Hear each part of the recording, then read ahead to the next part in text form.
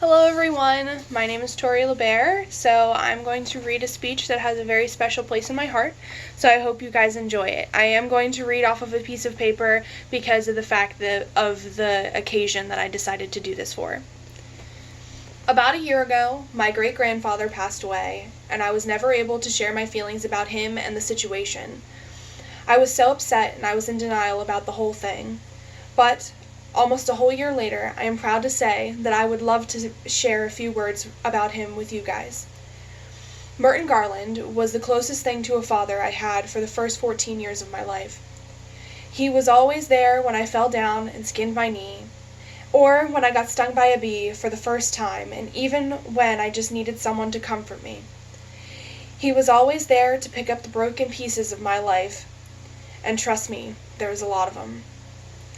He was one of the kindest people that I ever knew in my entire life, and probably will still be one of the kindest people I ever knew.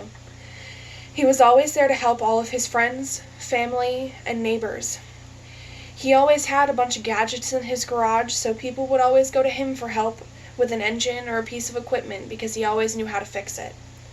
I remember when I was 3 years old, I had my tonsils removed, and I was in so much pain, and no one could console me. My papa hooked up the wagon to the ride-along tractor and put me in it. I just drove around in the wagon, around his property, and he waited until I got a smile on my face. He was one of the only people that I trusted for a very long time in my life. When I lost him, I lost a part of myself, and I also lost the strongest support system that I had ever had. My papa was one of the only people that supported my move to Pennsylvania. My family in Vermont was always, and still is, stuck in the past, and not many people have ever gotten out of there. My papa was so proud of me and my choices. He would call me every couple of weeks, and we would talk, just to check in on how both of us were doing. And when I got accepted to Del Val, he was one of my biggest cheerleaders. Every day since he's passed, I see a bright red cardinal outside.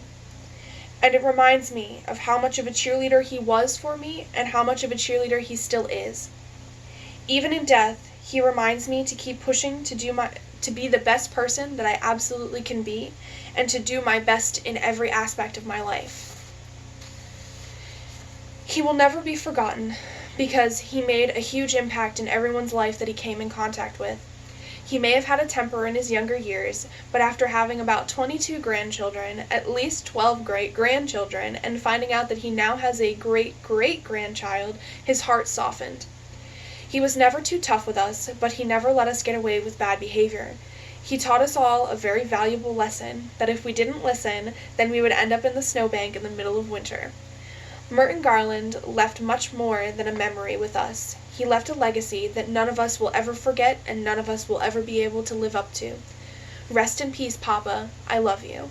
I'm so glad that you guys had the chance to listen to this. He was a wonderful person, and I hope you guys enjoyed my speech. Thank you guys so much for listening.